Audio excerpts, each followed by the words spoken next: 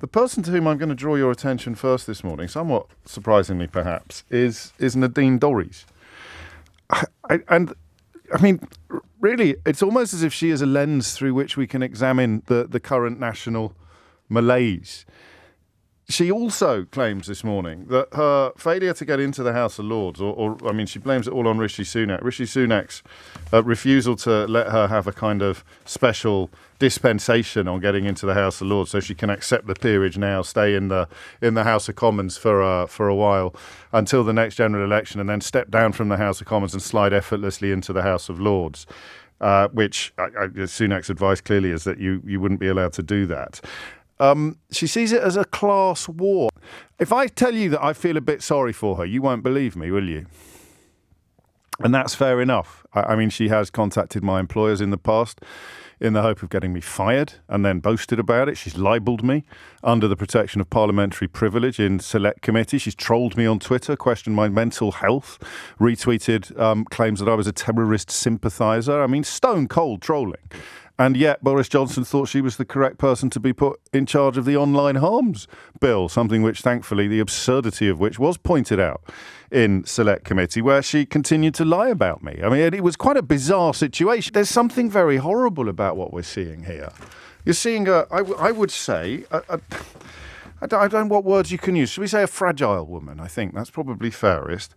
A fragile woman who seems to believe she's the only person on the planet to whom Boris Johnson would not lie through his teeth. This is something we've talked about a lot on the programme. Why do these people keep going back for more when every single thing he touches ends up tarnished or polluted or stained? I find the psychological contortions necessary for someone like Nadine Dorries to think that she's a sort of poster girl for working class aspiration. I find it genuinely fascinating.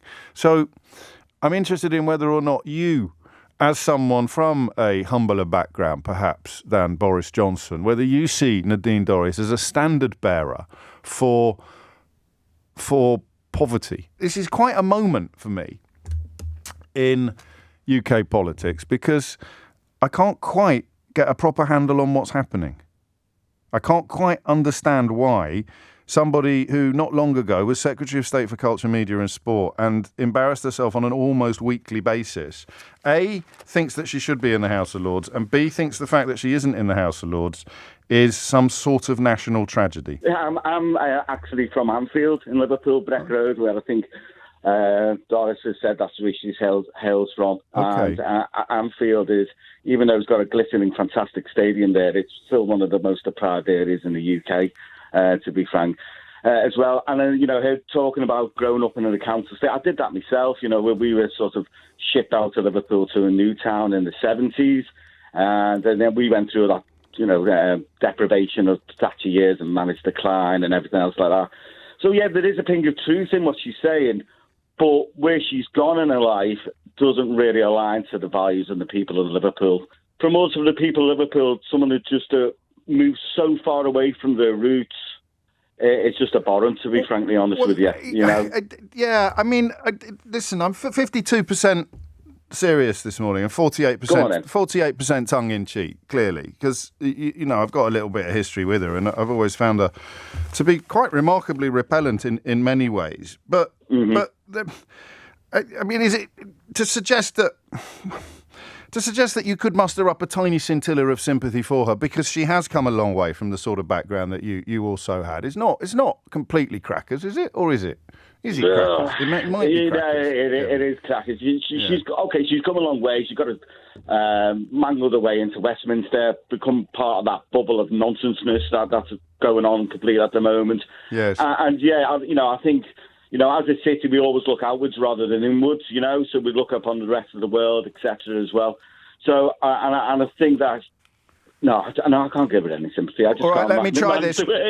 Let me try this line. She says, I know, as the reader, you are probably thinking, oh, cry me a river, and I get it. But it was important to me to show that someone from my background could break the class ceiling. There you go, come on. No, I can't. I can't do it, mate. Sorry. Final question. Yeah, I'm quite an open and an honest guy with the world, you know. I'm just trying to work out who she thinks this is going to appeal to, Kevin. I think GB News really just to keep a contract on. That one, I think she might work for the other one, but I appreciate that it is very hard to keep up. So here it is. I know, as the reader, you are probably thinking, oh, cry me a river, and I get it. But it was important to me to show that someone from my background could break the class ceiling. I'm loath to simply ask whether or not you believe her, but I am, and Kevin has kicked things off rather nicely, started the ball rolling. I am drawn to how Liverpudlians feel about her co-opting a city that probably harbours more ill will towards successive Conservative governments, with the glorious exception of what Michael Heseltine did up there, of course. But post-Hillsborough, the relationship between... And Bernard Ingham was still lying about Hillsborough when he went to his grave, Margaret Thatcher's former press secretary.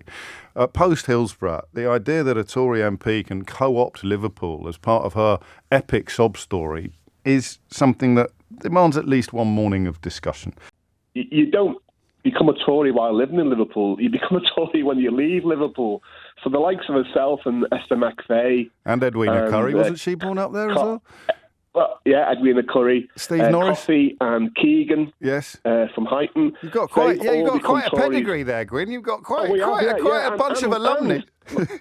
And by the way, and there's some male MPs whose names I can't think of right now, but they didn't become Tories in Liverpool because Liverpool was originally fundamentally a liberal city. Yes. It was only in the last 30, 40 years when militants and socialism started to take over. But it was always a liberal city. So it makes me laugh when she talks about being brought up in poverty. Now, if you go to Breck Road today, James, yes, without a shadow of a doubt. But I don't think it's one of the top 5 areas of Merseyside that are poverty. And I know this, having worked for the Liverpool City Council. And I know where the poor areas are. What about the class ceiling, though? I don't want to get too bogged down in the details of her claims about poverty, but the class ceiling that she would have broken, would that have inspired you and your family, do you think, to aim for high office in this country? Well, wouldn't have. Basically, you work for what you get. So, you know, I've never seen a glass ceiling that's prevented me because of my class. No. Because, you know, I know I've been educated and I got as far as I wanted to go. I mean, I've never had any aspirations. I wonder whether it's a bit like that Rees-Mogg effect as well, is that she's desperate to be inside, not have her face up to the window. Quite a lot of people who talk about being anti-elite or anti-establishment, deep down, are just projecting because they're desperate desire to be on the other side. I think in the interview you watched on YouTube, I haven't watched it all myself, but I think she tried to portray Boris Johnson as some sort of working class hero, some sort of scholarship boy who ended up at Eton almost by accident. I mean, the level of delusion, if it was anybody else, would be hard to believe. Paul Collier, what's going on here? I don't know, James. I've got my head in my hand. Like, these people just whip up their backgrounds whenever that suits them. I think definitely you had once said something about this being kind of psychological or something with Suella Braverman, when she would say our own policies wouldn't let our parents into the country. And now, we've got Nadine Dorries now suddenly remembering she's from Liverpool when the quote-unquote establishment has stopped her from getting to the House of the Lord. And there's never been a time before now, I can bet you, that she said anything to support Liverpool, you know. But she is now suddenly digging into this background thing. I don't know, these people, this current Conservative parties, they just, they're driving everybody crazy now. No, I wonder whether that they've created these echo chambers now. She can go on her own TV show, she can write a column in the Daily Mail, she can knock around in the House of Commons. Imagine if you lived in a world where you could say all of this stuff and people would just go, oh, that's terrible, you poor thing. No one would actually say, give your head a wobble, would you? That's absolutely crackers. And all of them now, it's why they're setting up new TV stations all over the place. They're trying to create a world in which disagreement and reality don't even exist. So from Boris Johnson's resignation letter, which was lie after lie after lie after lie, to Nadine Dorries' sob story, which is they're not letting me into the House of Lords because I was born in Liverpool.